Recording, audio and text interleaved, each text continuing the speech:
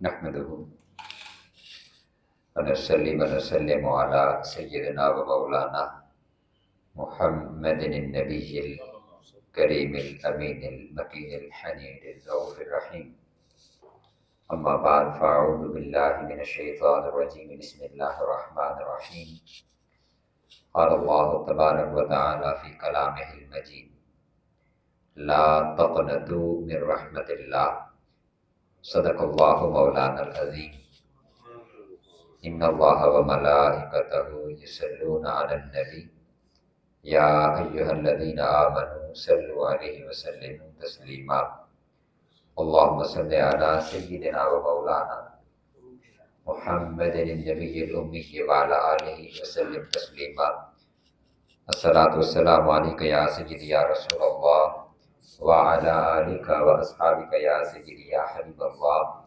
الصلاۃ والسلام علیک یا سیدی یا رحمۃ للعالمین وعلی آلک و اصحابک یا سیدی یا شفیع المذنبین یا خاتم النبیین. اللہ جل مجدہ کے فضل و کرم اور کریم آقا صلی اللہ علیہ وآلہ وسلم کے نالین مبارکہ کے تصدق سے آج شعبان المعظم کے انتہائی بابرکت اور عظیم مہینہ میں جمعۃ المبارک کے اس بابرکت دن ہم اللہ رب العزت کے حضور حاضر ہیں. بڑی ہی سعادتوں، برکتوں اور رحمتوں والا عظیم مہینہ شروع ہو چکا ہے، اور یہ بیسیکلی مہینہ پیغام لے کر کے آتا ہے کہ اس کے بعد اللہ رب العزت کی رحمتوں کے نزول کا عظیم مہینہ شروع ہونے جا رہا ہے، یعنی رمضان مبارک. تو یہ گویا رمضان کی تیاری کا مہینہ ہے، اور یہ رمضان کے استقبال کا بھی مہینہ ہے. تو اس ماہ مبارکہ کے حوالے سے احادیث مبارکہ کثرت کے ساتھ وارد ہوئی ہیں، جس پر انشاءاللہ آج ہم گفتگو کریں گے. اور اس ماہ مبارکہ کی جو اور اہمیت اور فضیلت ہے وہ اس اعتبار سے بھی ہے کہ جیسا کہ آج کا دن جس میں ہم بیٹھے ہوئے ہیں، تو یہ سیدنا امام علی مقام امام حسین علیہ السلام کی ولادت باسعادت کا دن بھی ہے. اور اسی ماہ مبارکہ کا پہلا دن یعنی یکم شعبان المعظم وہ سیدہ زینب سلام اللہ علیہا آپ کا یوم ولادت ہے. تو اس ماہ مبارکہ کو ہر اعتبار سے بڑی اہمیت اور بڑی فضیلت حاصل ہے کہ اس کو آقا علیہ الصلوۃ والسلام کے اہل بیت اطہار کی نسبتیں بھی حاصل ہیں. اور پھر یہی ماہ مبارک ہے کہ جس میں وہ شب براءت کی عظیم رات بھی آتی ہے. اس پر بھی انشاءاللہ ہم آج کی اس نشست کے اندر گفتگو کریں گے. اور یہاں ایک بات میں عرض کرتا چلوں جو ابھی میرے اس گفتگو کے دوران ذہن میں آئی ہے کہ آپ کی اس جامع مسجد بلال کے اندر ہماری اس سلسلے کا آغاز آج سے ٹھیک 1 سال پہلے ہوا تھا، یعنی یہی شعبان کا مہینہ تھا. اور ہمارے انتہائی معزز مکرم محترم حاجی غلام مجتبیٰ صاحب، ان کی حکم پر، ان کی درخواست پر ہم اس مسجد میں آئے، اور آج میں حمدِ تعالی ہماری اس سنگت، اس رفاقت، اس دوستی کو، اس سفر کو 1 سال ہو چکا ہے. اللہ رب العزت کی بارگاہ میں دعا ہے کہ جتنا اللہ رب العزت کو منظور ہے ہمارا یہ سفر یہاں پر لکھا ہوا ہے، اللہ رب العزت اس میں ہمیں بھی دین مبین کی صحیح سمجھ عطا فرمائے، اور اس ساری سفر کو ہم سب کے لیے خیر و برکت اور عافیت والا فرمائے. جو میں نے آیت مبارکہ آپ کے سامنے تلاوت کی ہے، یہ بڑی خاص آیت مبارکہ قرآن مجید میں اللہ رب العزت نے فرمایا اپنے بندگان کو، بندہ مؤمنین کو مخاطب کرتے ہوئے فرمایا کہ لا تقنطوا من رحمت اللہ، کہ اے وہ لوگو جو اللہ رب العزت کی ذات پر ایمان لاتے ہو، اللہ اور آقا علیہ الصلوۃ والسلام کی ذات پر ایمان لاتے ہو، لا تقنطوا، تم کبھی بھی مایوس نہ ہو جانا من رحمت اللہ، اللہ رب العزت کی رحمت سے۔ تو یہ گویا اللہ کی رحمت کی طرف ہماری توجہ دلانے کے لیے کہ ہم اور ہماری سوسائٹی کے اندر عام طور پر ہم جب دیکھتے ہیں کہ آج کل کے ان دنوں کے اندر آپ نے دیکھا ہوگا کہ بہت سی خبریں خودکشی کی اور خود کو ختم کر دینے کی ہم سنتے ہیں۔ تو یہ بیسیکلی اللہ رب العزت نے اس طرف اشارہ فرمایا ہے کہ اس زندگی کی بھاگ دوڑ کے اندر، اس زندگی کے معاملات کے اندر جو مشکلات تمہیں پیش آئیں، چاہے وہ مالی اعتبار سے ہوں، چاہے وہ نفسیاتی اعتبار سے ہوں، چاہے وہ جذباتی اعتبار سے ہوں، کسی بھی اعتبار سے مشکلات کا تمہیں سامنا کرنا پڑے، تمہیں تکالیف کا سامنا کرنا پڑے، تمہیں پریشانیوں کا سامنا کرنا پڑے، اس سارے ماحول کے اندر یہ یاد رکھنا کہ اگر تم صاحب ایمان ہو، اللہ کی ذات پر ایمان رکھتے ہو، اس وحدہ لا شریک کا کلمہ پڑھنے والے ہو، اس کے محبوب کریم صلی اللہ علیہ وآلہ وسلم کے نام لیوا ہو، تو لا تقنطوا من رحمت اللہ، پھر اللہ رب العزت کی رحمت سے کبھی مایوس نہ ہو جانا۔ یہ جز وقتی تکالیف ضرور ہوگی، یہ پریشانیاں ایک چند خاص لمحات کے اندر ضرور آئیں گی، یہ تمہیں ذہنی طور پر کوف میں مبتلا ضرور کریں گی، تمہاری توجہ اس طرف زیادہ چلی جائے گی، لیکن ہوتا کیا ہے کہ ہماری توجہ ان وسائل اور ان مسائل کی طرف زیادہ ہو جاتی ہے، ان مسائل اور اس میں موجود ہمارے وسائل، ہم ان کی طرف دھیان اور توجہ کر لیتے ہیں، ہم اللہ رب العزت کی بارگاہ کی طرف نہیں دیکھتے، اس مولا کی طرف رجوع نہیں کرتے۔ وہ کہہ رہا ہے کہ جب بھی تمہیں تکالیف پہنچے، جب بھی تم پر مشکلات آئیں، جب بھی تم پر پریشانیاں آئیں، تم اپنے حالات سے خود کو تنگ محسوس کرو، ارد گرد کا ماحول تمہارے لیے سازگار نہ ہو، اس سارے حالات کے باوجود کبھی بھی کسی انتہائی قدم پر جانے سے پہلے اپنے مولا کی طرف رجوع کر لینا، اس لیے کہ اس کی رحمت بڑی وسیع ہے، اس نے ہر شے کا احاطہ کیا ہوا ہے۔ اس نے خوب فرمایا رحمتی وسعت کل شیء، میری رحمت نے ہر شے کے اوپر، میری رحمت وسیع ہے، اس کی رحمت کا سمندر بے کنار ہے، بے قرار ہے، ہر شے سے بڑھ کر اس کی رحمت ہے۔ اس لیے اس رب العزت نے فرمایا لا تقنطوا، میری رحمت سے کبھی مایوس نہ ہو جانا۔ ان حالات میں، ان مشکلات میں، ان گھبراہٹوں میں، اس مشکل وقت کے اندر صحابہ کرام رضوان اللہ مجمعین فرمایا کرتے تھے کہ ہمارے لیے قرآن مجید میں یہ دوسری سب سے زیادہ حوصلہ دینے والی آیت مبارکہ ہے۔ جس وقت یہ آیت مبارکہ نازل ہوئی تو ہمارے چہروں پر خوشی اور مسکراہٹ آ گئی۔ اللہ رب العزت خود فرما رہا ہے کہ تم کبھی یہ مت سمجھ لینا کہ وہ دروازہ بند ہے، نہیں، اس کے دروازے ہمیشہ کھلے۔ اپنی زندگی میں ہر لمحہ، اب ہر اعتبار سے، چاہے ظاہری زندگی کے اندر مشکلات، پریشانیاں، مسائل ہوں، تکالیف ہوں، بیماریاں ہوں، وبائیں ہوں، بلائیں ہوں، یہ معاملات ہوں، اور دوسری طرف اگر زندگی کے اندر گناہ کثرت کے ساتھ ہیں، وہاں پر بھی اگر زندگی مشکلات کا شکار ہے، فرمایا ہر اعتبار سے کبھی بھی اس کو حد آخری نہ سمجھ لینا۔ حد آخری فقط یہ ہے کہ پلٹ کر اللہ کی طرف رجوع کرنا، اس لیے کہ اس کی رحمت بڑی وسیع ہے۔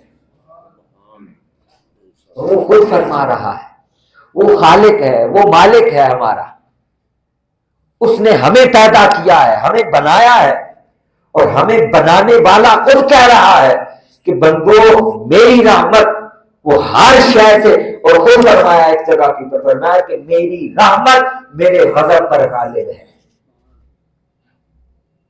تو کبھی ان مشکلات کی طرف توجہ نہ کرنا، کبھی ان مسائل، ان پریشانیوں، اپنی گناہوں کی طرف نہ دیکھنا، جب نظر ادھر پڑے پلٹ کر اللہ رب العزت کی رحمت کی طرف رجوع کرنا۔ اب آئیے یہاں سے ایک سٹیپ اور آگے چلتے ہیں کہ اللہ رب العزت جو ہمیں حوصلہ عطا فرما رہا ہے اور ہماری توجہ اس طرف دلا رہا ہے، تو باری تعالیٰ یہ جو تو فرما رہا ہے کہ میری رحمت سے مایوس نہ ہو جانا، یہ تیری رحمت ہے کیا؟ اور کیوں تو فرما رہا ہے کہ میری رحمت سے مایوس نہ ہو جانا؟ یہ تیری رحمت ہے کیا شے؟ اگر اس کی طرف ہم نے کبھی غور اور توجہ کیا، آئیے اب اس کو قرآن مجید کی دوسری آیت مبارکہ سے جوڑتے ہیں۔ اللہ رب العزت کو فرما رہا ہے کیا؟ فرمایا وما ارسلناک الا رحمۃ للعالمین، تم میری رحمت سے مایوس ہو کیسے سکتے ہو؟ وہ جو میرا محبوب ہے، جس کو میں نے تمام عالمین کے لیے رحمت بنایا ہے، وہ محبوب تو میں نے تمہیں عطا کر دیا ہے، وہ محبوب تمہارے اندر موجود ہے، وہ ہر وقت تمہارے لیے آسانیوں، بخشش، آسائشوں کی دعائیں کرنے والے ہیں، وہ تم پر رحمت کا سائبان لے کر کھڑے ہونے والے ہیں، وہ اپنی کالی کملی کا سایہ رحمت تم پر کرنے والے ہیں۔ پھر تم کیسے اللہ کی رحمت سے مایوس ہو سکتے ہو؟ اللہ نے تو اپنی ساری کی ساری رحمت، جس کو وہ رحمت کہتا ہے، جس کو وہ رحمت بنایا ہے، وہ محبوب تمہیں عطا کر دیا ہے۔ تو اس لیے میں نے گفتگو کے آغاز میں جملے عرض کیے تھے کہ اگر وہ فرما رہا ہے کہ تم میرا نام لینے والے ہو، مجھ پر ایمان رکھنے والے ہو اور میرے محبوب کا کلمہ پڑھنے والے ہو، تو تمہارے لیے تو مایوسی کی گنجائش ہی نہیں ہے، اس لیے کہ تم جس محبوب کا نام لیتے ہو، اسی محبوب کو تو میں نے سراپا رحمت بنا کر تم نے بھیج دیا ہے۔ وہ تمہیں اپنی رحمت کے حصار میں لیے ہوئے ہیں، ہر لمحہ اور ہر لحظہ ان کی رحمت سے تو عالمین فیض پا رہے ہیں، عالمین تک میرے محبوب کی رحمت پہنچ رہی ہے، اس مجسم رحمت کو میں نے تمہارے اندر بھیج دیا ہے، پھر تم کس بات سے مایوس ہوتے؟ صرف اتنا فرق ہے، اور وہ کمزوری ہماری طرف سے ہے، وہ یہ کہ ہم اس محبوب کی طرف توجہ نہیں کرتے اور ان کے وسیلہ سے اپنے مولا کے حضور توجہ نہیں کرتے۔ ایک نابینا شخص آقا علیہ السلام کی بارگاہ میں حاضر ہوئے، نابینا تھے، انہوں نے عرض کیا یا رسول اللہ صلی اللہ علیہ وسلم میرے لیے دعا فرما دیں، اللہ رب العزت مجھے بینائی عطا فرما دے۔ آقا علیہ السلام نے فرمایا کہ کیا تم اس دنیا میں بینائی چاہتے ہو یا اس کو اپنے لیے آخرت میں باقی رکھنا چاہو گے؟ انہوں نے عرض کیا یا رسول اللہ نے آپ دعا فرما دیں مجھے اس دنیا میں ہی اللہ رب العزت بینائی عطا فرما دے۔ تو آقا علیہ السلام نے پھر انہیں دعائے حاجات تلقین فرمائی، جس کو ہم دعائے حاجت کہتے ہیں، 2 نفل حاجات کے پڑھ کے فرمایا کہ اب گھر جا کر کے یہ 2 نفل پڑھو رات کو، اور ساتھ میں یہ دعا پڑھو، اور اس دعا میں کیا فرمایا کہ مجھ محمد کے وسیلے سے اللہ کی بارگاہ کے اندر دعا مانگو۔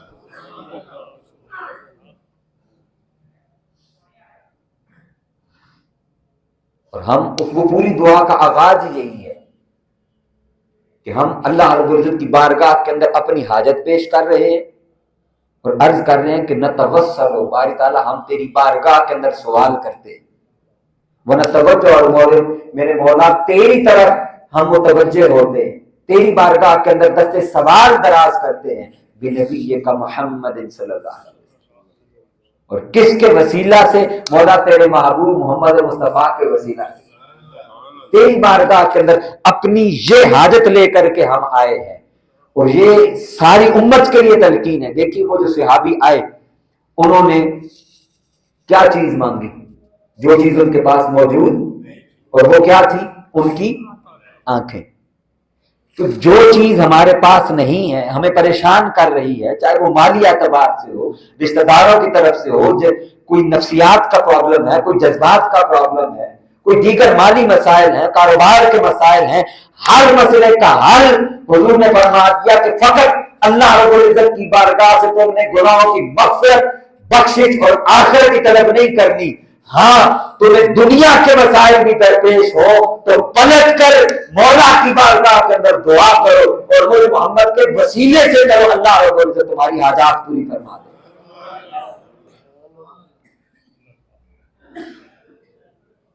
تو یہ اللہ رب العزت نے ہمیں اپنی رحمت، اپنا محبوب عطا فرمایا ہے، اس لیے فرمایا کہ لا تقنطوا من رحمت اللہ، کبھی بھی میری رحمت سے مایوس نہ ہونا، میری رحمت بڑی وسیع ہے، اس کا کوئی کنارہ نہیں ہے، اس کی کوئی حد نہیں ہے۔ اور ابھی تو اللہ رب العزت نے حدیث مبارکہ میں آتا ہے، فرمایا کہ میری رحمت کے 100 حصے ہیں۔ کتنے حصے ہیں؟ ان میں سے میں نے ایک حصہ اس دنیا کے اندر نازل فرمایا، صرف ایک حصہ، اور فرمایا 99 حصے میں نے آخرت کے لیے رکھے۔ اور اس کا اظہار کیا ہوگا؟ اس کا اظہار یہ ہے، فرمایا وَلَسَوْفَ يُؤْتِيكَ رَبُّكَ فَتَرْضَىٰ، میرا محبوب تو تب تک جب تک تو راضی نہیں ہوگا ہم تجھے عطا کرتے چلے جائیں۔ وہ جتنے گناہگار ہوں گے تو جن کے لیے سجدہ ریز دنیا میں بھی ہوتا رہا اور آخرت میں بھی ہوگا، میرے محبوب تیرے سوال پر جب تک تو راضی نہیں ہوگا تب تک ہم میرے محبوب تجھے عطا فرماتے رہیں گے، ان کو بخشتے رہیں گے، بخشتے رہیں گے، بخشتے رہیں گے۔ بلکہ آپ کو بخاری شریف کی ایک عجب حدیث مبارکہ عرض کرتا ہوں، عجب حدیث مبارکہ۔ آقا علیہ السلام فرماتے ہیں کہ قیامت کے دن جنت اور جہنم آپس میں ایک دوسرے سے مکالمہ کریں گے، اور جنت ان کو کہے گی کہ یہ دیکھو کہ میرے پاس کیسے کیسے نیک لوگ، اولیاء، انبیاء اور بڑی بڑی شخصیات اللہ رب العزت نے مجھے عطا کی اور مجھے ان سے بھرا ہے۔ ادھر جہنم کہے گی، وہ اللہ رب العزت کی بارگاہ میں حدیث مبارکہ کا خلاصہ اور مفہوم عرض کر رہا، وہ کہے گی کہ باری تعالیٰ تیرا وعدہ تھا کہ تو مجھے بھرے گا، تو میں تو بہت ساری ابھی خالی ہوں۔ تو جب جہنم، یہ حدیث بخاری شریف کی حدیث مبارکہ ہے، فرمایا کہ اللہ رب العزت اپنی شان کے لائے، یہ تمثیل کے لیے ہمیں سمجھانے کے لیے اللہ رب العزت نے فرمایا، اللہ رب العزت جسم، ہاتھ، پاؤں، سر سے اللہ رب العزت کے نہیں، ہمارا عقیدہ نہیں ہے، لیکن ہمارے سمجھانے کے لیے فرمایا کہ اللہ رب العزت اپنی رحمت کا قدم جہنم کے اندر رکھ دے گا، اور اب جہنم کہے گی کہ بس بس بس باری تعالیٰ اب میں بھر گئی۔ یعنی آپ دیکھیے کہ وہ جہنم سوال کر رہی ہے کہ ابھی میرے اندر اور باقی ہے، میرے اندر بڑی وسعت ہے، مجھے بھر دے۔ تو اللہ رب العزت اپنے محبوب کے امتیوں کو بخشش عطا فرما کے ان سے جنت کو بھر دے گا اور اپنے دستے رحمت سے اس جہنم کو بھر دے گا، تاکہ اس کا جو وعدہ اور سوال ہے وہ پورا کر دیا جائے۔ یعنی اس قدر اس کی رحمت وسیع ہے اور وہ عطا فرمانے والا۔ ہم تو مائل بکرم ہیں، کوئی سائل ہی نہیں، راہ دکھلائیں کسے راہ رہے منزل ہی نہیں۔ یہ میں عرض کر رہا ہوں کہ یہ کمی ہماری طرف سے ہے کہ ہم اس مولا کے حضور سوال نہیں کرتے، اور آقا علیہ السلام نے خود ہمیں سکھا دیا کہ فرمایا کہ جب کوئی اپنی حاجات پوری کرنی ہو، ہمیں مشکلات ہیں، پریشانیاں ہیں، دنیاوی معاملات ہیں، مالی معاملات ہیں، ان کا طریقہ کار کیا ہے؟ فرمایا رات کو 2 نفل حاجت کے پڑھو، مجھ محمد کے وسیلے سے اللہ کی بارگاہ کے اندر دعا کرو۔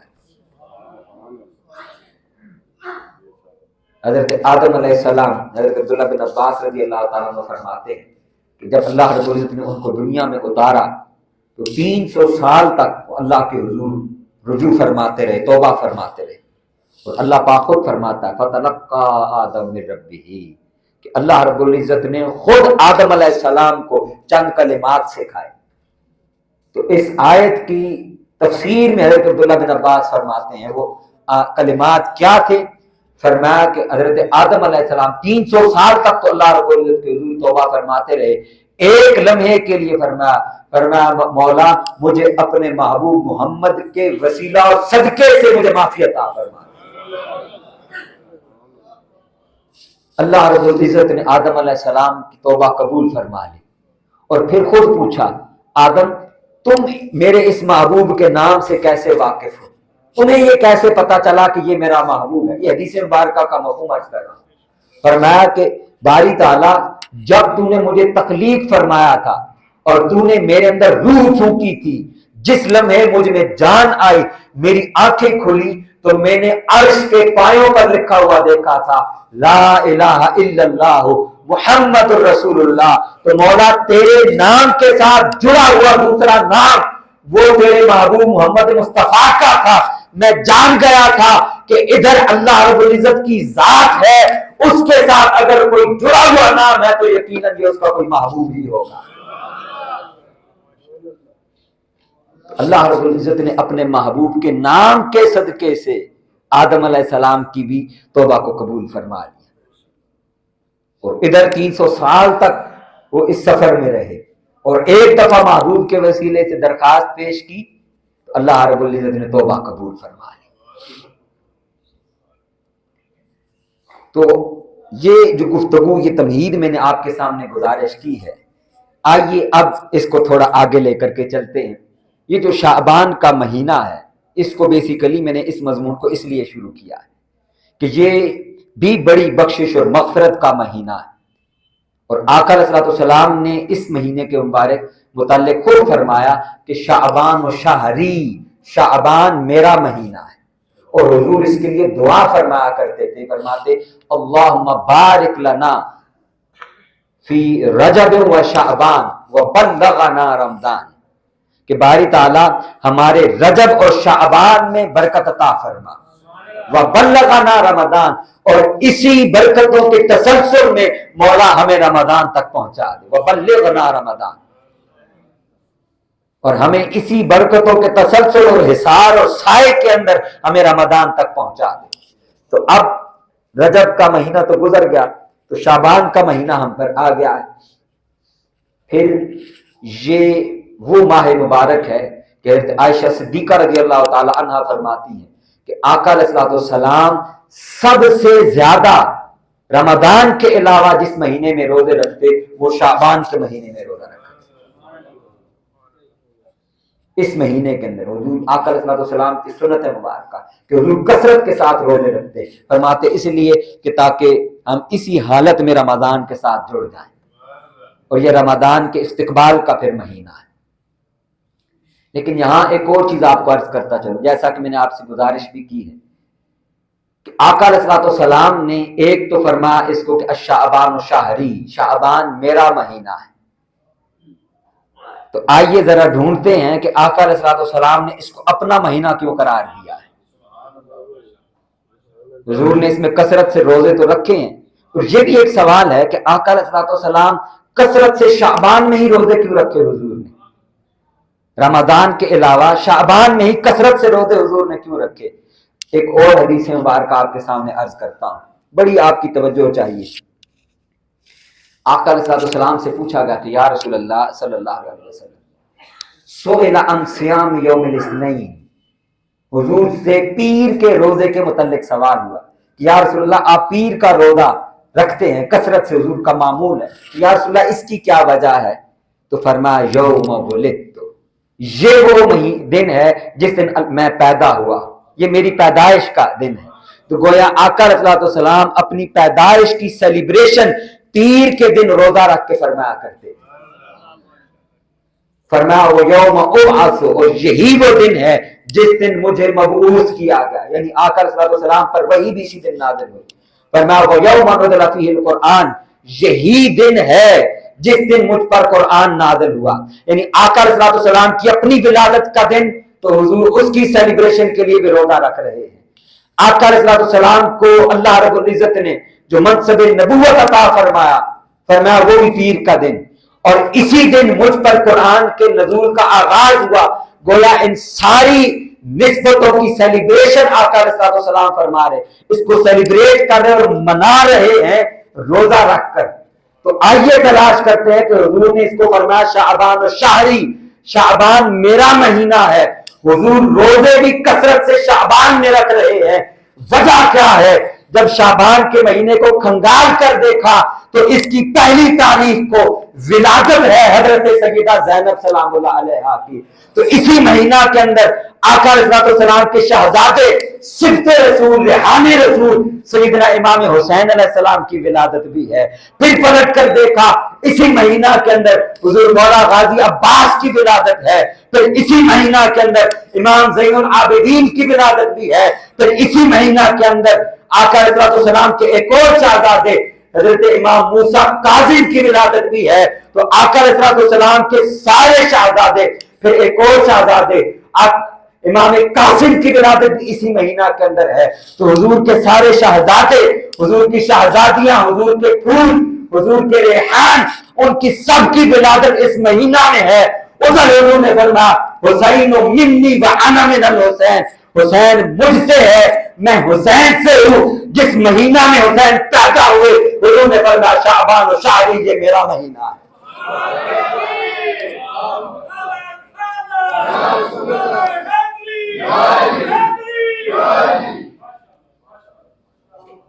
یہ وجہ ہے کہ حضور کو پلٹ کر دیکھا، حضور کثرت سے اس ماہ مبارکہ میں روزے رکھ رہے ہیں. یا رسول اللہ آپ روزے رکھتے کیوں ہیں؟ فرمایا میری ولادت ہوئی پیر کے دن تو میں نے روزہ رکھا ہے، اور میرے شہزادوں کی ولادت کا مہینہ ہے تو اس میں بھی کثرت سے حضور نے روزوں کو اختیار فرمایا. یہ حضور کے شہزادوں کی سیلیبریشن کا مہینہ ہے. آج کا دن جس دن ہم بیٹھ کر گفتگو کر رہے ہیں تو یہ بھی سیدنا امام حسین علیہ السلام کی ولادت باسعادت کا دن ہے. 3 شعبان المعظم آقا علیہ السلام کو اللہ رب العزت نے خوشیاں عطا فرمائی. سیدہ زینب سلام اللہ علیہا کی صورت میں، حضور غازی عباس نمبردار کی صورت کے اندر، امام زین العابدین کی صورت میں، سیدنا امام قاسم علیہ السلام کی صورت میں، وہ خوبصورت شہزادے جن کے بارے میں آتا ہے کہ جب میدان کربلا میں داخل ہوئے تو مخالفین دیکھ کر کہتے تھے یہ نوجوان کون ہے جس کا چہرہ 14ویں کے چاند کی طرح روشن نظر آتا ہے.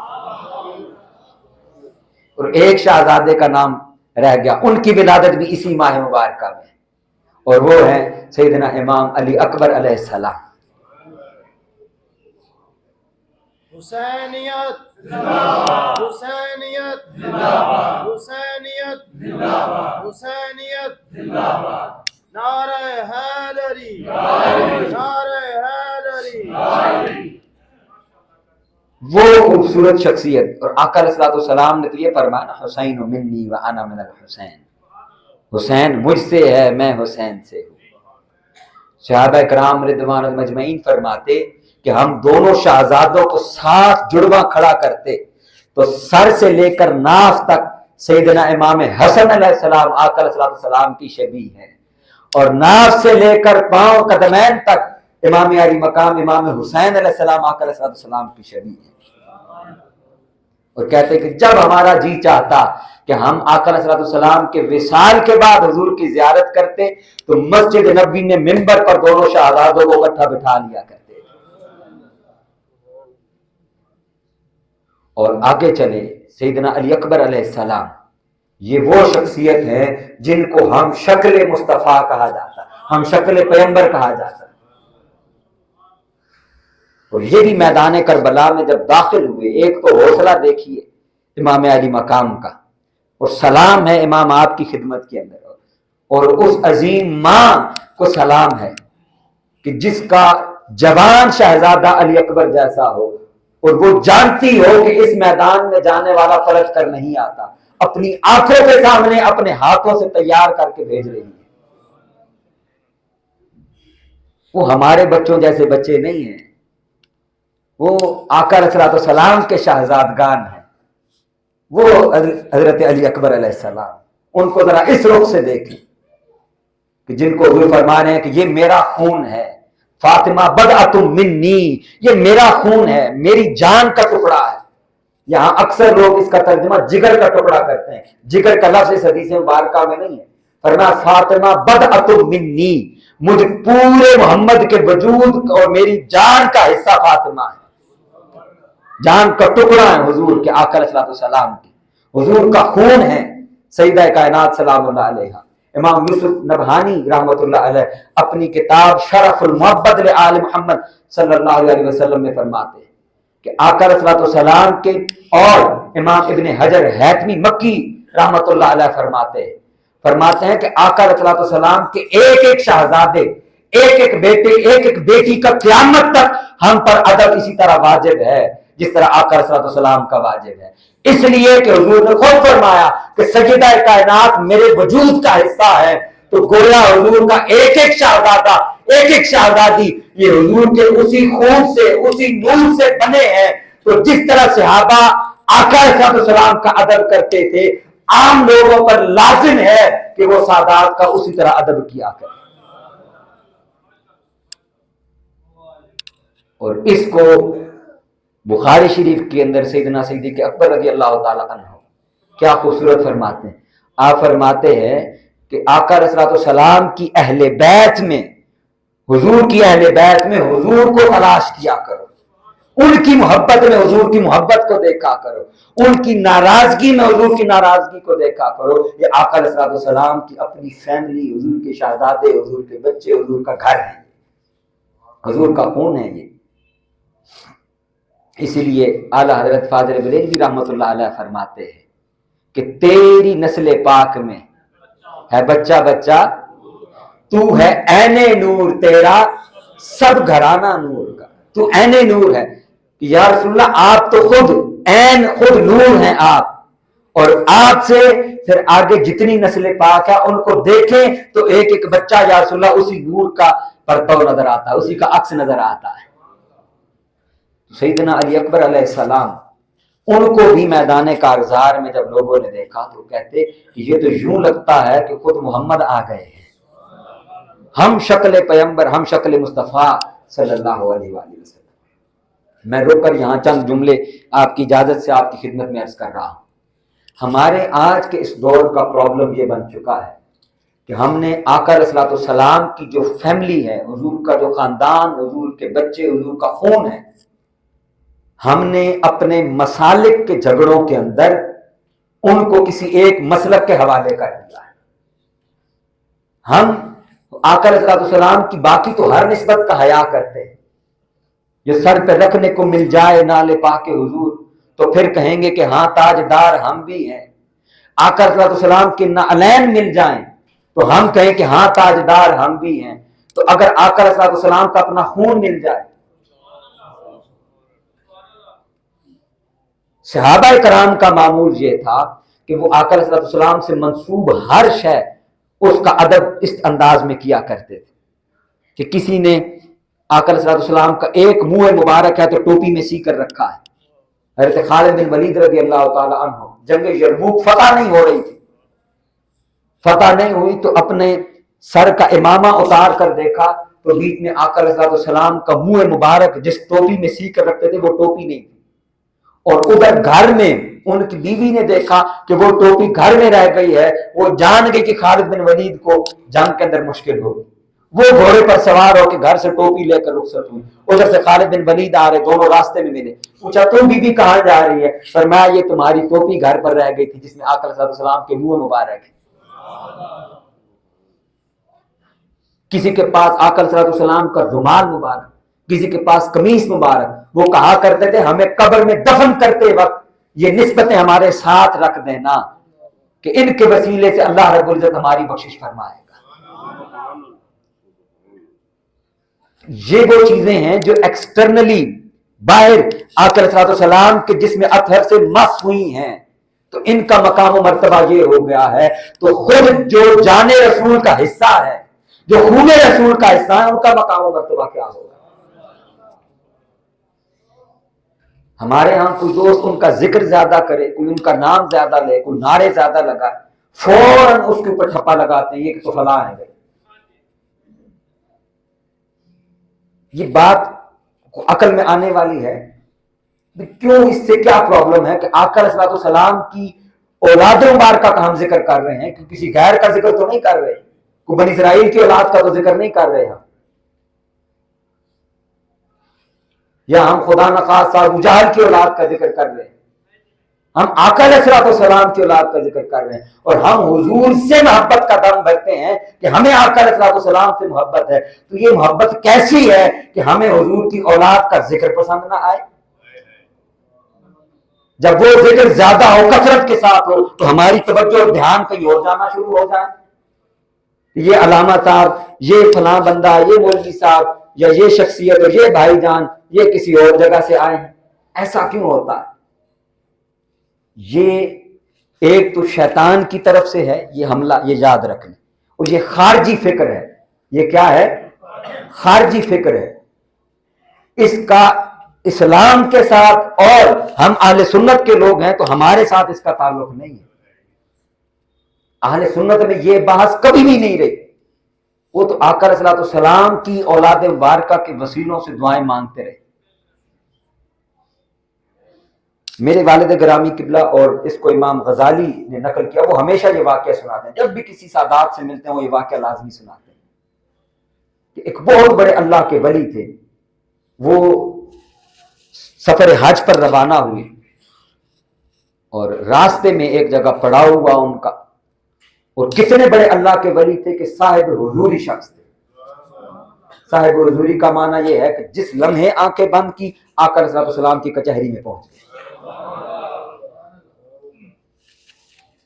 مکاشفۃ القلوب میں امام غزالی اس کو نقل کرتے ہیں۔ وہ سفر حج پر تھے، ایک جگہ پڑاؤ پڑا، وہاں پر اس سفر کے اندر ایک بچہ وہ خدمت پر مامور تھا، اس سے کوئی معاملہ ہو گیا۔ دو باتیں آتی ہیں کہ ایک انہوں نے اس کو جھڑک دیا اور دوسری میں انہوں نے اس کو چپت لگا دی۔ ان کی وہ حضوری کا معاملہ بند ہو گیا، ختم ہو گیا۔ تو یہ بڑے پریشان ہوئے کہ مجھ سے کیا کون سا ایسا گناہ اور غلطی ہوئی ہے کہ جس کی کس وجہ سے میرے ساتھ یہ معاملہ پیش آیا۔ کعبۃ اللہ پہنچے، سین کعبہ طواف کیا، اللہ کے حضور گڑ گڑا کر توبہ کی، دعائیں مانگی۔ اس وقت کے اولیاء اور ان کی بزرگانوں دین کی خدمت میں گئے، ان سے ریکویسٹ کی کہ میرا مسئلہ حل کریں، میری یہ پرابلم حل کریں۔ ان میں سے ہر ایک نے کہا بھی اس کا حل ہمارے پاس نہیں۔ مدینہ طیبہ پہنچے، آقا صلی اللہ علیہ وسلم کی بارگاہ کے اندر گڑ گڑا کر عرض کی، معافی مانگی۔ وہاں پر ایک اللہ کے ولی تھے، انہوں نے ان کو بتایا کہ وہاں باب السلام کے سامنے ایک خاتون کھڑی ہوتی ہیں، ان کے پاس چلے جائیں، وہ آپ کا مسئلہ حل کر دیں گے۔ یہ جب ان کے پاس پہنچے اور ان سے درخواست کی کہ میرا یہ پرابلم ہے، میرا مسئلہ حل کر دیں، تو انہوں نے وہ کھڑی ہو کر صرف آقا علیہ السلام کے در دولت کی طرف دیکھا کرتی۔ جس لمحے انہوں نے ان کے سامنے درخواست پیش کی تو انہوں نے یوں انگلی کا اشارہ کیا، فرمایا وہ دیکھو آقا علیہ السلام۔ تو حالت بیداری میں حضور کا دیدار کروایا۔ اب انہوں نے رو کے حضور کی بارگاہ میں عرض کی کہ یا رسول اللہ، یہ معاملہ جو میرا رک گیا اس کی وجہ کیا بنی؟ فرمایا وہ جو سفر کے دوران جس بچے کو ایک روایت کے مطابق اس کو جھڑکا اور ایک میں اس کو چپت لگائی، فرمایا کہ تمہیں معلوم نہیں تھا کہ وہ ہمارا بیٹا تھا، وہ سید تھا۔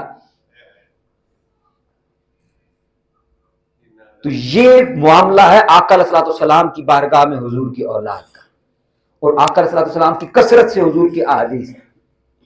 حضور نے ان دونوں شہزادوں کو فرمایا کہ الحسن والحسین ریحانتاج، یہ میرے ریحان ہیں، میرے پھول ہیں۔ حضور ان دونوں کو سونگا کرتے تھے۔ اور ایک روز آقا علیہ السلام، بعض روایات میں ہے کہ بنو نذیر کی طرف گئے وہاں، اور بعض روایات میں ہے کہ ادھر سے واپسی پر حضور تشریف لا رہے تھے تو سیدہ کائنات سلام اللہ علیہ کے گھر کے اندر دونوں شہزادگان کے رونے کی آواز آئی۔ آقا علیہ السلام تڑپ اٹھے، حضور لپک کر گئے اور فرمایا فاطمہ میرے ان شہزادوں کو کبھی رلایا نہ کرو، ان کا رونا مجھے تکلیف دیتا ہے۔ جس پر حضور نے فرمایا کہ جس نے ان سے محبت کی اس نے مجھ سے محبت کی، جس نے ان سے دشمنی رکھی اس نے مجھ سے دشمنی رکھی۔ اور ہم نے عجب تقسیم کر دی کہ جو حضور کی اولاد مبارکہ کا، حضور کے شہزادوں کا دن منائے، ان کا ذکر کرے، ان کی بات کرے، ہم اس کو اٹھا کے دوسرے کھاتے میں رکھ دیتے۔ یہ کسی اور کے ساتھ ظلم نہیں ہے، یہ اپنی ذات کے ساتھ ظلم ہے، اس لیے کہ اس سے اپنے ایمان کو نقصان تو پہنچے گا۔ آقا علیہ السلام کے شہزادگان کے ذکر میں ان کی شان میں کوئی کمی نہیں آئی۔ اور پھر آپ سے ایک چھوٹا سا سوال ہے، ہمارے بچے ہیں، آپ اپنے، اگر وہ بچے کوئی کام کریں، کوئی محنت کریں، کوئی کامیابی اللہ پاک ان کو عطا فرماتا ہے، ہم تو خوش ہوتے ہی ہیں، اور اگر کوئی دوسرا ان کی اس کامیابی کے خوش ہو کے ان کی خوشی کو سیلیبریٹ کرے تو ہمیں کیسا فیل ہوگا؟ بتائیے کیسا فیل ہوتا ہے؟ ہمیں اچھا فیل ہوتا ہے، ہمیں وہ شخص اچھا لگتا ہے کہ یار یہ میرے بچے کی خوشی سیلیبریٹ کر رہا ہے، یہ میرے بچے کے ساتھ پیار کرتا ہے، اس کا احترام کرتا ہے، اس کا ادب کرتا ہے۔ آپ کو پتا ہے نا مائیں گھروں میں اکثر لڑتی کیوں ہیں؟ وہ کہتی ہیں جی فلاں کے گھر نہیں جانا، فلاں پھوپھی فلاں چاچی کے گھر نہیں جانا، وہ میرے بچے کو ڈانٹتی بہت زیادہ ہے۔ ایسا ہے یا نہیں ہے؟ تو آقا علیہ الصلوۃ والسلام کے بچوں کا ذکر کبھی بھی زندگی میں کریں گے، کسی بھی دن کریں گے، کسی بھی مہینے میں کریں گے، ہر روز کریں گے، ہر لمحہ اور ہر لحظہ کریں گے، تو آقا علیہ الصلوۃ والسلام کو کتنی خوشی ہو۔ اور میرا آپ سے ایک سوال ہے، ہم دنیا میں آئے کیا ہے کرنے کے لیے؟ ہم دنیا میں کیا کرنے آئے؟ حضور کو خوش کرنے نہیں آئے؟ بتائیے آئے ہیں یا نہیں آئے؟ اگر آقا علیہ الصلوۃ والسلام کو خوش کرنے، حضور کی مسکراہٹ دیکھنے آئے ہیں، تو اس کا حل یہ ہے کہ آقا علیہ الصلوۃ والسلام کی اولاد مبارکہ کو خوش کر لیا جائے، ان کا ذکر کر لیا جائے، ان کے برتھ ڈے کو سیلیبریٹ کر لیا جائے، ان کے ایام کو منا لیا جائے، اس نیت کے ساتھ کہ یا رسول اللہ ہم آپ کے بچوں کا دن منا رہے ہیں کہ آپ کی مسکراہٹ ہمیں عطا ہو، آپ کی بارگاہ سے رحمت کا کچھ حصہ ہمیں عطا ہو جائے، آپ کی توجہات ہمیں عطا ہو جائیں، یا رسول اللہ آپ کا کرم، آپ کی رحمت ہم تک پہنچ جائے۔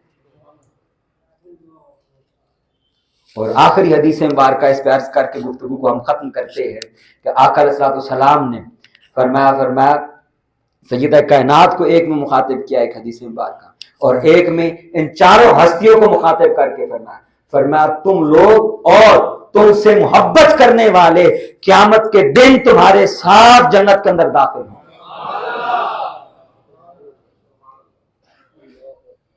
تو یہ آقا علیہ الصلوۃ والسلام، میں نے جیسا کہ عرض کیا کہ سیدنا صدیق اکبر رضی اللہ تعالیٰ عنہ فرما رہے ہیں کہ آقا علیہ الصلوۃ والسلام کی اہل بیت میں حضور کو تلاش کیا کرو اور حضور کی خوشی کو تلاش کیا کرو۔ تو یہ مہینہ، یہ گفتگو وہاں سے شروع ہوئی جس کو حضور فرما رہے ہیں الشعبان شہری، یہ میرا مہینہ ہے، اس وجہ سے کہ یہ آقا علیہ الصلوۃ والسلام کے شہزادوں کی ولادت اور برتھ ڈے کا مہینہ ہے اس مہینے کے اندر۔ اور آج کا دن بھی سیدنا امام علی مقام امام حسین علیہ السلام کا یوم ولادت ہے۔ اس ذکر کو کثرت کے ساتھ کریں گے تو آپ کے بچے ان ناموں کے ساتھ فیملیئر ہوں گے، ان کی جان پہچان بڑھے گی۔ آپ ان دنوں کو سیلیبریٹ کریں گے تو وہ پوچھیں گے کہ بابا جان ہم آج کا دن کیوں منا رہے ہیں؟ تو آپ کا جواب کیا ہوگا کہ بیٹے آج کے دن آقا علیہ الصلوۃ والسلام کے شہزادے کی ولادت کا دن ہے۔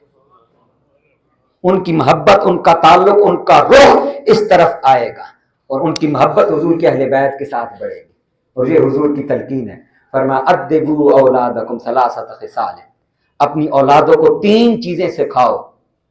ایک فرمایا تلاوت القرآن، سب سے پہلی چیز فرمایا حب نبی کو، اپنے نبی کی محبت سکھاؤ ان کو۔ دوسری چیز فرمایا میری اہل بیت کی محبت ان کو سکھاؤ، اور تیسری چیز فرمایا تلاوت القرآن، ان کو قرآن مجید کی تلاوت سکھاؤ۔ تو یہ تو پڑھانے اور سکھانے والا سبق ہے، اور ہم اس سے دور کیسے جا سکتے ہیں؟ اللہ رب العزت کی بارگاہ کے اندر دعا ہے ہمیں اپنی رحمت خاصہ کا حصہ اپنے محبوب کریم اور ان کی اہل بیت اطہار کے صدقے سے عطا فرمائے۔ وما علیہ الا البلاغ۔